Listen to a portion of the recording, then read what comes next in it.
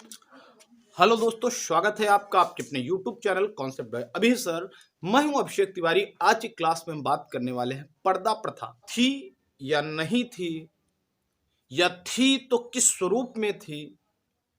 इन सभी बातों में हम लोग आज के वीडियो लेक्चर में चर्चा करेंगे और यह भी देखेंगे कि इसका प्रादुर्भाव क्या कैसे हुआ, इसका उद्देश्य क्या था लाते समय, किस प्रकार यह सामाजिक और धार्मिक कुरीति के रूप में जन्म लेती है। और इन सभी चीजों में चर्चा करने के साथ साथ जो साक्ष्य मिले हैं, जैसे कि किसी भी पुरानी चीज को जानने के लिए दो तीन चीज महत्वपूर्ण होती है। सबसे पहले उस समय का साहित्य, उसको पढ़ने से जो एनालिसिस होता है। उसके बाद उस समय की व्यवस्थाओं के आधार पे जो भी नाट्य कलाएं होती हैं, उस समय के जो आर्किटेक्चर होता है उसमें स्मृति चित्रण कैसे होते हैं, जो उसमें कलाकृतियां होती हैं, उनके आधार पर उस समय की स्थिति का विवरण पता किया जा सकता है। तो इसी उद्देश्य के साथ और विद्वानों के मतों के अनुसार और अपने ऐतिहासिक प्रमाणों के द्वारा जो निष्कर्ष निकलता है, बात करने वाले हैं। अगर आप इस चैनल में नए हैं तो चैनल को सब्सक्राइब कर दें, क्योंकि जो डेटा दिखाई देता है 50 से 60% लोग अनसब्सक्राइबर्स हैं हमारे वीडियो में से जो देखते हैं। तो कृपया करके निवेदन है कि आप पहले सब्सक्राइब कर दें ताकि यह वीडियो आप तक सबसे पहले पहुंचे। उसके बाद चैनल को सब्सक्राइब करके बेल आइकन प्रेस कर दें, और अगर वीडियो पसंद आए तो वीडियो को अपने दोस्तों तक शेयर कर दें। और इस पूरी चर्चा को ध्यान से समझने के लिए आप वीडियो को बिना स्किप किए लास्ट तक देखते हैं। तो चलिए शुरू करते हैं। सबसे पहले अगर हम बात करें तो सती प्रथा, पर्दा प्रथा जो हमारे यहाँ है, अगर हम उस पर्दा प्रथा पे बात करते हैं तो यह एक प्रकार की धार्मिक प्रथा है। अगर हम बात करें तो यह धार्मिक भी है और सामाजिक प्रथा भी है। दोनों प्रकार की प्रथाएं कह सकते हैं इसको, दोनों प्रकार की प्रथा है ये एक प्रकार से। तो चलिए हम आप बात करते हैं क्या हमको तथ्य मिलते हैं क्या। तो सबसे पहले पर्दा का शब्द जो आता है, पर्दा सबसे पहले तो न संस्कृत शब्द है ना किसी ऐसी भाषा का, यह एक अरबी और फारसी भाषा, इसलिए इसको इस्लामिक शब्द, विकिपीडिया में इसको इस्लामिक शब्द यूज किया गया है। ये एक प्रकार से इस्लामिक शब्द है। अरबी और फारसी में इसका अर्थ होता है ढकना या अलग करना, यानी कि इसके दो भावार्थ से पर्दा प्रथा की बात करते हैं। सबसे पहले अगर भावार्थ की बात करें तो ढकना, अपने शरीर को ढकना या मुख रखना, यह हो सकता है। दूसरा, किसी के दृश्य से अपने आप को अलग करना। दोनों भावों में इतिहास में इसका यूज हुआ है, तो दोनों भाव को लेकर के हम लोग चलते हैं। सबसे पहले अगर हम भारत की स्थितियों पर ही विवरण ज्यादा से ज्यादा करेंगे और इसकी शुरुआत किस देश से हुई, कहां से हुई, उस पर भी चर्चा करेंगे। तो सबसे पहले अगर हम वैदिक काल पे बात करते हैं, वैदिक काल, और तो वैदिक काल के बारे में जानने के लिए हम वेद हमारे यहाँ बहुत बड़े लिटरेचर है और वेदों को पढ़ने का प्रयास करते हैं। तो वेदिक काल में अगर हम बात करें तो ऐसी किसी प्रथा का विवरण नहीं मिलता।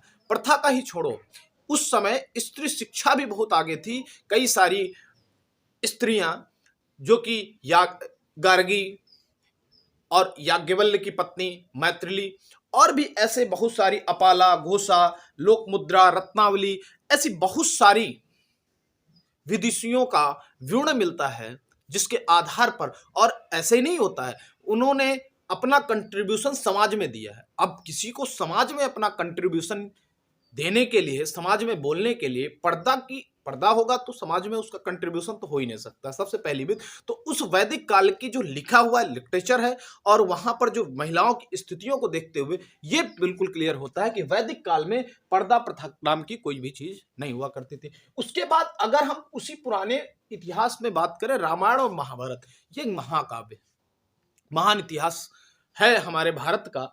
तो इस समय पर भी किसी भी महिला को पर्दा प्रथा में चर्चाएं नहीं की गई, ना कि आज के किसी भी सीता माँ के किसी पर्दे पर कोई भी चर्चाएं ऐसी की नहीं गई पर्दे पर। हाँ, ये जरूर है कि उस समय महिलाओं की अगर बात करें तो माता कैकेयी बहुत ही वीरांगना थी। अब किसी कोई वीरांगना है, युद्ध करने जा रहा है, और यही नहीं, राक्षस कुल में भी बहुत सारी वीरांगना हुई है। तो इस आधार पर इस बात की व्याख्या भी मिलती है कि वीरांगना बनने के लिए, शिक्षा दीक्षा प्राप्त करने के लिए सबसे पहले पर्दा तो नहीं होगा, तभी आप प्राप्त कर पाएंगे उस समय की शिक्षा। और वीरांगना खास करके, क्योंकि आप मुंह ढक करके युद्ध तो कर ही नहीं सकते। दूसरी बात, तो ये समय पर भी पर्दा प्रथा मिलता नहीं। इसके विपरीत आधुनिक महिलाओं से अच्छी स्थिति उस समय महिलाओं की दिख रही है। उसके बाद उस समय संस्कृत जो नाटक लिखे गए, उस समय के संस्कृत में जो नाटक लिखे गए, उन पर भी पर्दा प्रथा का कहीं पर किसी भी रूप में जिक्र है ही नहीं। उसके बाद अजंता और सांची की जो कलाकृतियां हैं, इन पर भी कहीं भी पर्दा प्रथा नहीं मिलता है। ये सारा विश्लेषण होता है, तो इस बात में पता चलता है कि वैदिक काल में कहीं पर भी कलाकृतियां नहीं है। उसी समय की अगर मनुस्मृति में मनु जी की और याज्ञवल्क्य जी ने, दोनों लोग महाविद्वान थे और जिन्होंने महिलाओं के या स्त्रियों के जीवन शैली के लिए कुछ नियम बनाए। अब बता दें कि पुरुषों ने बनाया, तो आपकी जानकारी के लिए बता दें, याज्ञवल्क्य जी की पत्नी मैत्रेय, ये भी वैदिक काल की एक विदुषी में गिना जाता है। अब इन्होंने कोई भी व्याख्या की होगी महिलाओं के लिए, और उनकी पत्नी खुद एक विदुषी महिला थी, तो इस आधार पर इन्होंने बहुत ही सही नियम बनाए और उसमें पर्दा प्रथा का कहीं पर भी जिक्र नहीं है। यहां से विश्लेषण मिलता है। यही नहीं, अगर हम इसके पुरातन विरोधों में जाएं, पर्दा प्रथा कहां नहीं थी, तो अगर हम शंकराचार्य जी का ऋषि मंडन के साथ शास्त्रार्थ की बात करें, तो आपको बता दें उस शास्त्रार्थ की जो अध्यक्षता कर रही थी, वो ऋषि मंडन की पत्नी भारती कर रही थी। मैं चैलेंज के साथ कहता हूं, भारत के अलावा किसी भी विश्व में किसी भी देश का इतिहास ही नहीं है कि महिलाएं सामाजिक मुद्दों पर चर्चा करें या कहीं का शास्त्रार्थ करें। सबसे पहले तो शास्त्रार्थ का ही तर्क नहीं मिलता है कि कोई धार्मिक बातों में तर्क करें, ये मेरी किताब है, इसके अलावा जो भी है सब गलत है, ये होता था। लेकिन भारत में ये शास्त्रार्थ की थी। आप धार्मिक मुद्दों पर भी प्रश्न कर सकते थे और उनका तर्क भी कर सकते थे। किससे? लेकिन सबसे नहीं, विद्वानों से, पंडितों से। और उस दोनों ऋषि मंडन और शंकराचार्य जी का शास्त्रार्थ हुआ था, जिसकी अध्यक्षता ऋषि मंडन की पत्नी भारती कर रही थी। और जाहिर सी बात है, अगर इसमें पत्नी या अध्यक्षता तो कर रही थी और इसका न्यायालय का काम भी मान लो निर्णय देना कौन सही, लेकिन उसके बाद ऋषि मंडन पराजित हुए। ऋषि मंडन के बाद उनकी पत्नी भारती ने शंकराचार्य से शास्त्रार्थ किया और उन्हें पराजित किया। किसको? शंकराचार्य जी को, जिनके नाम पर आज बहुत सारे मठ है। हालांकि माना जाता है कि उन्होंने कामसूत्र का महाकाव्य से कुछ प्रश्न किए थे, और ताकि चूंकि अपने शंकराचार्य जी अविवाहित थे, जिस वजह से उन्होंने उस प्रश्न का उत्तर नहीं दिया, परंतु या नहीं जानते रहे होंगे, परंतु उन्होंने पराजित किया। ऐसी ऐसी महिलाओं की स्थिति देखने को मिलती, जिससे स्पष्ट होता है ऐसी कोई भी प्रथा उस समय तो नहीं थी। अब प्रथा का जन्म कब हुआ? विश्व के इतिहास में अगर विद्वानों द्वारा माना जाए, सबसे पहले अगर मिलता है कहीं, तो 17वीं शताब्दी में अरब देशों में, जहां पे इस्लाम का उदय हुआ है, इस्लामिक कंट्रीज जिसको बोलते हैं हम लोग, उस समुदाय में बुर्का शब्द का यूज हुआ है और बुर्का पहनने की प्रथा वहीं से प्रचलित हुई। अब बुर्का एक प्रकार का पर्दा था। अब उस पर्दे का अर्थ दोनों, यानी ढकना और अलग करना। माना जाता है कि ढकना यानी अपना शरीर को ढके रहते थे बुर्का से, और उसको पुरुषों की नजरों से अपने आप को अलग करने के लिए, बचाने के लिए इस बुर्के का प्रयोग होता था। आज भी बहुत सारी मस्जिदें हैं बहुत देशों में जहां पर महिलाओं का प्रवेश ही वर्जित है। तो ऐसी सिस्टम्स हैं उस समय के। और उसके बाद अगर हम 16वीं शताब्दी की बात करें, तो रूस में इस प्रकार की पर्दा प्रथा थी कि रूस में, विश्वसनीय नहीं है लेकिन 16वीं शताब्दी के कुछ विद्वानों द्वारा इनका रिसर्च किया गया, जिसमें पाया गया है कि रूस में कोई भी पिता अपनी पुत्री का चेहरा नहीं देखता था, और कोई भी भाई अपनी बहन का चेहरा नहीं देखता था। इस स्तर तक इसमें पर्दा प्रथा टाइप की कोई चीज थी, इस स्तर की थी। मैं नहीं कहता हूं पर्दा प्रथा ही थी, लेकिन कुछ स्तर का था जो ट्रेसेस मिलते हैं। अब 17वीं शताब्दी में इंग्लैंड, जो कि आज बहुत ही मॉडर्न है, जहां पर पर्दा प्रथा नाम की कोई चीज भी नहीं है और बड़े खुले मिजाज के लोग हैं, वहां पर भी ये माना जाता है कि जो वहां की महिलाएं थी, एक तो अकेले कहीं आ जा नहीं सकती थी, और जो उस समय सामाजिक वार्तालाप करते थे, उनको बड़े ध्येय, जो महिलाएं सामाजिक वार्तालाप में भाग लेती थी, सामाजिक कार्यों में भाग लेती, उनको बड़े हेय दृष्टि से देखा जाता है। जैसे आज हम लोग कुछ अपने यहाँ कुछ एरिया में देखते हैं, कुछ लोगों को देखते हैं, कुछ महिलाओं के कुछ कर्म के आधार पर देखते हैं, तो उस हेय दृष्टि से इधर देखा जाता था। तो इंग्लैंड में इस प्रकार से पर्दा प्रथा था। भारत में तब तक कोई भी पर्दा प्रथा नहीं था। अब भारत में कहां से आया? विश्व स्तर की तो बात हो गई। अब बात करते हैं भारत में पर्दा प्रथा का प्रादुर्भाव कैसे हुआ। तो जब मुगल आक्रमण के पश्चात भारत में पर्दा प्रथा आया। हालांकि ज्यादातर राजस्थान, उत्तर प्रदेश, इस उत्तर भारत में इसका प्रभाव पड़ा, क्योंकि जितने भी आक्रमण है ये मुगलों के उत्तर भारत में, मुगलों के आक्रमण का 2-3 उद्देश्य हुआ करते थे उस समय। मुगल आक्रमण करके हमारी विरासत को तोड़ देना और हमारे लिटरेचर को जला देना, यह कार्य हुआ करता। उत्तर भारत में चूंकि ज्यादा उन पर वर्कलोड हुआ है, उत्तर भारत में ज्यादा उनका कंट्रीब्यूशन रहा, युद्ध हुआ है, इस वजह से उत्तर भारत में ना ही कोई मंदिर बहुत बड़े मिलते हैं। आज भी दक्षिण भारत के मंदिर आश्चर्यचकित करने वाले होते हैं। ऐसा नहीं था केवल दक्षिण भारत में मंदिर रहे होंगे, उत्तर भारत में रहे होंगे, लेकिन उनको कई तरीके से तोड़ फोड़ के, कुछ नामों बदल के, कुछ अपना इतिहास बना करके उनको प्रस्तुत किया गया है। तो ये उत्तर भारत में मुगल आक्रमण के बाद पर्दा प्रथा आया। कैसे? सबसे पहले तो मुगल मुस्लिम में होता था, अरब देशों से आए थे और होता ही था। दूसरी बात, पर्दा प्रथा में इनके यहाँ था, लेकिन हमारी कोई धार्मिक प्रथा नहीं थी।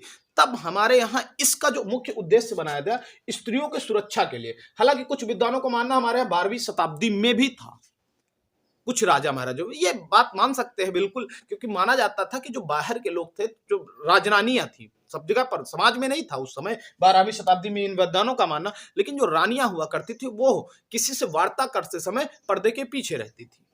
अब क्या उद्देश्य रहा हो, उसका उस समय का कंट्रीब्यूशन यही था कि स्त्रियों की सुरक्षा। और आखिर के इतिहासों में मिलता है कि स्त्रियों की सुरक्षा, जैसे कि अब महाराणा प्रताप नहीं, पृथ्वीराज चौहान जी का जो युद्ध हुआ था वो भी एक स्त्री के लिए, और भी बहुत सारे ऐसे युद्ध जो किसी स्त्री पर मोहित होकर के हुए हैं। तो ये कंट्रीब्यूशन के लिए ये तर्क मानना भी सही है विद्वानों का कि स्त्रियों की सुरक्षा के लिए केवल समाज में नहीं था, उस समय रानियों के लिए था, ताकि ये कोई बड़े युद्ध ना हो, इस वजह से लगा था। लेकिन मुगल आक्रमण के पश्चात जो हमारे सामान्य महिलाएं हुआ करती थी, उनमें से जो सुंदर महिलाएं दिखती थी, मुगल आक्रांताएं उठा ले जाते थे। इस चीज से बचने के लिए इस सामाजिक मुद्दे को धर्म से जोड़ते हुए इसको धार्मिक मुद्दा बना दिया गया था और पर्दा लगाने की व्यवस्था कर दी गई थी, ताकि आप पर्दा में ढके रहें, ताकि आपकी सुंदरता को कोई देख ना पाए मुगल आक्रांताओं, और जिसकी वजह से आपको कोई उठा के ना ले जाए। उनकी सुरक्षा के लिए ये दोनों तर्क भारत में माने जाते हैं। बाद में 12वीं शताब्दी या फिर हम कह सकते हैं मुगल, उसके बाद पर ये बहुत अच्छे स्तर पर उत्तर भारत में, दक्षिण भारत में आज भी उतना ज्यादा इनका प्रभाव नहीं है, लेकिन उत्तर भारत में इनका कंट्रीब्यूशन आज भी स्थिति है। अगर उत्तर भारत के गांव में जाया जाए तो पर्दा प्रथा अपने चरम पर ही है, उसमें कोई भी विशेष सुधार नहीं हुआ। क्रमागत सुधार अवश्य हो रहा है, लेकिन बिल्कुल सुधार नहीं हुआ। इसके बाद कुछ विद्वानों का यह भी मानना है कि पर्दा प्रथा का एक उद्देश्य और मान सकते हो, बाल विवाह, क्योंकि उस समय एक बाल विवाह जैसी प्रथा थी। हालांकि हमारे समय पर उस वैदिक काल में बाल विवाह का भी कोई जिक्र मिलता नहीं है। अगर हम इसमें जाके आए तो सीता माता की शादी 17 वर्ष की उम्र में हुई थी, और उस समय 17-18 उम्र की, 16-17-18 की उम्र में हुई। बाल विवाह का ऐसा कोई प्रचलन था नहीं वैदिक इतिहास में। लेकिन अगर हम बाल विवाह को मानते हैं तो इस समय पर बाल विवाह भी होना शुरू हो गया था, और बाल विवाह के बाद जो बालकों में छोटी बच्चियों का विवाह हो गया, जिसकी वजह से वो पढ़ाई नहीं कर पाती थी, जागरूक नहीं हो पाती थी, जैसा बताया जाता तो वैसा करती रहती थी। इस वजह से ये प्रथा हमारे समाज में बिल्कुल स्तर तक, बहुत अच्छे स्तर तक फैलती चली गई। तो इस प्रकार पर्दा प्रथा पूरे देश में हो गई। भारतीय धार्मिक समुदायों के आधार पर बाद में इसका विरोध भी किया गया और काफी हद तक सुधार भी हुआ, लेकिन आज भी बहुत ज्यादा सुधार की आवश्यकता है। उत्तर भारत के गांव में तो बहुत ज्यादा सुधार की आवश्यकता है, बाकी इस पर्दा प्रथा बहुत ही नॉर्मल हो गई है। तो चलिए, आप इस बारे में क्या विचार करते हैं, क्या तर्क है आपका, आप कमेंट सेक्शन में बताएं। और वीडियो पसंद आए तो वीडियो को लाइक करें, चैनल को सब्सक्राइब करें, बेल आइकन प्रेस करें और अपने दोस्तों के साथ अधिक से अधिक शेयर करें। धन्यवाद।